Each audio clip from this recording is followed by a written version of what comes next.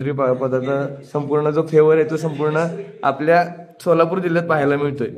नाही, सोलापूर जिल्ह्यामध्ये भारतीय जनता पक्षामध्ये ज्या ज्या ठिकाणी भारतीय जनता पक्षाची ताकद वाढवण्याची आवश्यकता आहे त्या ठिकाणी काही नेते भारतीय जनता पक्षामध्ये येत आहेत। खास करून माढ्याचे एक प्रमुख नेते आणि त्यांचा खूप मोठा प्रभाव त्या मतदारसंघावर आहे ते बबनदादा शिंदे आणि त्यांचे दोन्ही चिरंजीव भारतीय जनता पक्षामध्ये या संदर्भात चर्चा माननीय मुख्यमंत्री मोदी यांच्यासोबत झालेली आहे।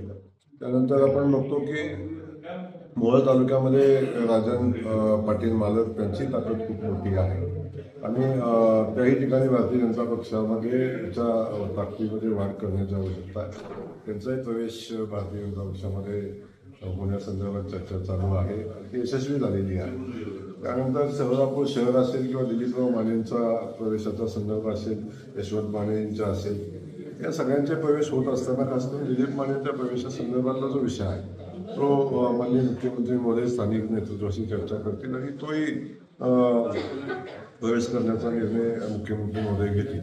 असे अनेक प्रवेश या ठिकाणी होत असताना सोलापूर महापालिका क्षेत्रामध्ये ज्या ज्या ठिकाणी भारतीय जनता पक्षाच्या उमेदवार मजबूतीनं निवडून आणण्यासाठी त्या ठिकाणी काही लोकांचा प्रवेश होताना आपण पाहतोय आणि सगळ्या प्रवेश होत असताना भारतीय जनता पक्षाचा विस्तार व्हावा, भारतीय जनता पक्ष येणाऱ्या स्थानिक स्वराज्य संस्थांच्या निवडणुकामध्ये यशस्वी व्हावा याचं नियोजन माननीय मुख्यमंत्री महोदय करतात आणि त्या अनुषंगानं संबंधितांचे पक्षप्रवेश होतील अशी परिस्थिती आहे। महाराष्ट्रातल्या पूरग्रस्तांच्या समर्थनार्थ आज आपल्या विरोधकांच्या वतीने काळी दिवाळी साजरी होतीये, काय प्रतिक्रिया आहे? एक दिवसीय काळी दिवाळी साजरी करतायत, संपूर्ण जिल्हाधिकारी कार्यालय आहेत महाराष्ट्रातली, त्या ठिकाणी महाविकास आघाडीचा घटक पक्ष असणारा राष्ट्रवादी शरदचंद्र पवार पक्षाच्या वतीने काळी दिवाळी एक दिवसीय आंदोलन करतायत।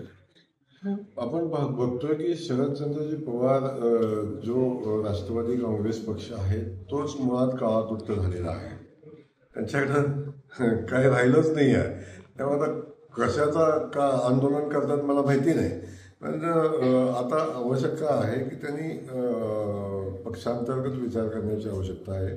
माननीय मुख्यमंत्री महोदयांनी पूरग्रस्तांना आणि अतिवृष्टी झालेल्या शेतकरी बांधवांच्या मदतीसाठी खूप मोठं पॅकेज जाहीर केलं आणि ते दिवाळीपूर्वी लोकांच्यापर्यंत पोचावं असं आग्रह मुख्यमंत्री महोदयांचा आहे।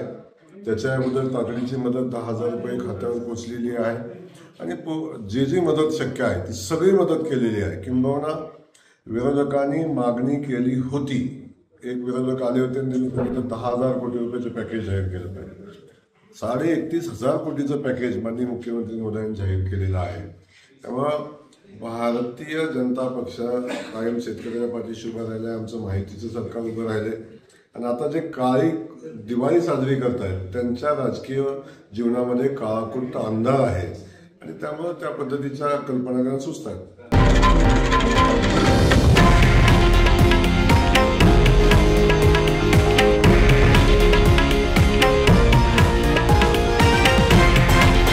हे आहे देशातील नंबर 1 न्यूज नेटवर्क आणि आपण पाहत आहात TV9 मराठी, एकमेव।